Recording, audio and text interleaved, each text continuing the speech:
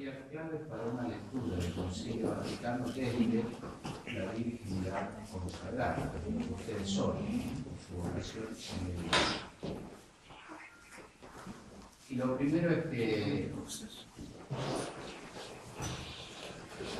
más que ser una exposición académica para que después se habrá publicado en la revista, con artículo posterior, me interesa en todo caso abrir un espacio de diálogo, que ustedes, en primer lugar, si hay cosas que me interese que se profundicen, o que no explique bien y se entiendan, o bien que yo les voy preguntando para no repetir, no ir sobre cosas que pueden estar sabidas por todos. Cuando Benedicto XVI convoca el año de la fe, hace especial mención a que inaugura las bodas de oro del inicio del concilio. Y esto no es una referencia simplemente circunstancial, sino que tiene una conexión profunda, porque el Concilio Vaticano nos ayuda a vivir la fe en nuestro tiempo, en la Iglesia de hoy, y porque vivir y asumir bien el Concilio Vaticano nos ayuda a poder iluminar, testimoniar e irradiar nuestra fe en nuestro mundo, en nuestro momento. De hecho, el Concilio ha sido llamado el gran don del Espíritu, el gran don del Espíritu al final del segundo milenio, decía Juan Pablo II cuando empezó a preparar el novenario para el Gran Jubileo, el gran don que nos introduce al tercer milenio. ¿Y por qué?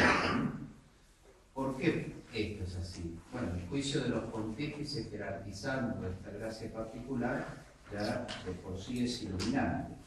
Lo segundo que podemos decir que para ellos ha sido la brújula y el criterio de orientación de sus sucesivos pontificados, de Pablo VI, Juan Pablo I en sus pocos días, sobre todo Juan Pablo II y el mismo Benedicto.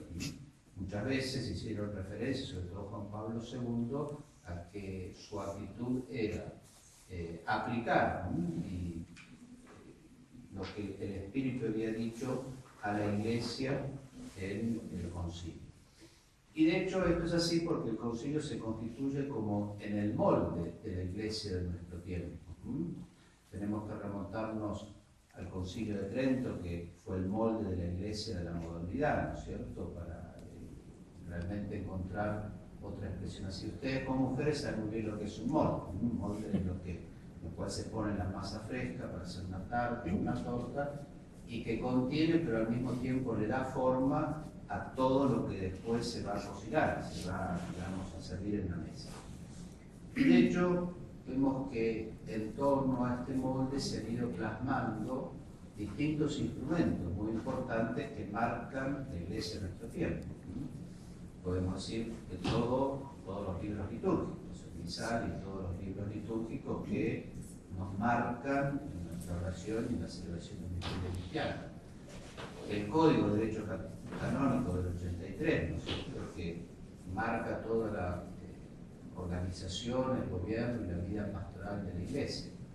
Y el Catecismo de la Iglesia Católica, que cumple 20 años también, al inaugurarse el Año de la Fe, y que es una expresión, la sinfonía de la fe, como la Iglesia expresa su fe en nuestro tiempo, con una hermosa colegialidad en su modo de orar.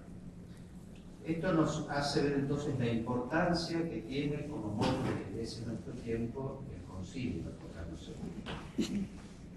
Cuento una anécdota. Cuando estaba en el seminario en los años 70, un tío mío ermitaño, en uno de esos momentos que le hacía alguna consulta sobre las discusiones de cuestiones litúrgicas, antiguas en aquellos años, me dijo: mira, Eduardo, los frutos del concilio no se han aplicado a la liturgia, pero se puede decir también a un montón de otras áreas, ¿no? Yo no sé si lo voy a ver, es decir, que decante la reforma. Hasta dentro de 50 años, quizás vos veas decantado los frutos de todo lo que significó el concilio, ¿no?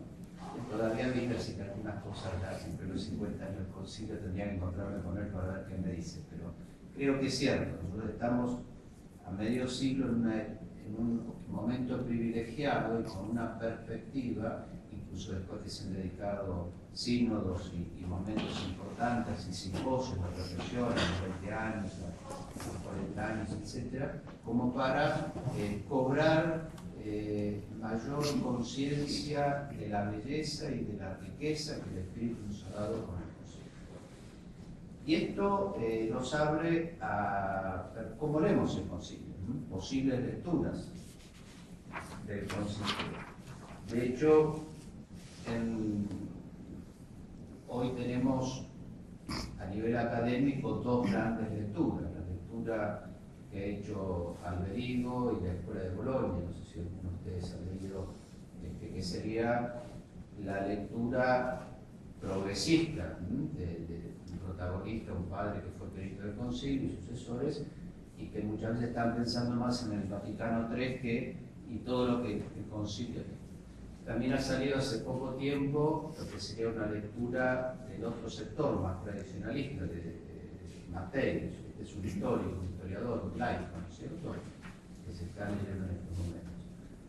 Quizás, ciertamente, ambas son lecturas que se hacen desde su condición de hijos de la Iglesia, ¿no es cierto?, pero acentuando más lo que Benedicto señala como la discontinuidad. En la lectura de Alberigo se marca más todo lo que es la novedad y se corre el riesgo de perder las raíces con todo lo que sería la tradición. Y en la lectura de Mattei, en lo que yo estoy leyendo, todavía no es definitivo porque no he podido terminar de leerlo, si bien aporta muchos elementos interesantes, el talante de Diego Ortega es más bien de destacar todo lo que no rompe con la tradición. Benedicto XVI nos propone en ese famoso discurso a la Curia Romana del año 2005, ¿no es cierto?, una hermenéutica de la novedad en la continuidad, es decir, de percibir la novedad de lo que el Espíritu dijo a la Iglesia en continuidad con toda la historia y con toda la tradición de la Iglesia. Y esa es la lectura cuidadosa, sutil, profunda, señera, que él está haciendo, ¿no es cierto?, en sus distintas intervenciones, cuando espontáneamente se refiere a un documento. Por ejemplo, el señor Romano hace 2 meses traía un eco cuando fue a la casa de los religiosos donde se redactó el último documento del Concilio, no se tiene presente el Gentes, la última declaración, y él comenta cómo ahí se hizo muy rápido y muy gozosamente, y que estaba junto allí, que se reunían, él era perito joven, ¿no es cierto?, pero cuenta como ya con toda la teología del Concilio muy adelantada. Creo que esa es la lectura que tenemos que hacer en sentir con la Iglesia profunda, ¿no es cierto?, esa lectura en una hermenéutica de la novedad en la continuidad. Ahora, prácticamente, ¿cómo podemos hacerlo? Bueno, hay un primer modo de hacerlo, que es el orden genético o histórico de cómo se fueron saliendo los documentos. Yo al mirar algunas caras digo, bueno, quizás alguno de ustedes lo fue haciendo así, cuando iban saliendo los documentos. Si tuviera Monseñor Elizalde, seguramente ellos en la abadía iban leyendo en el refectorio la Sacrosanto Concilio en el cuanto salió, y cada uno de los textos, y en los observatorios romanos.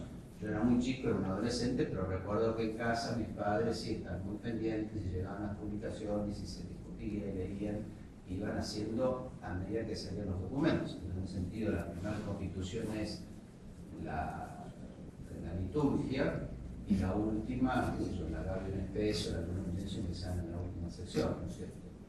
Sería un primer criterio que es un criterio académicamente para una lectura en el método diacrónico muy útil, y también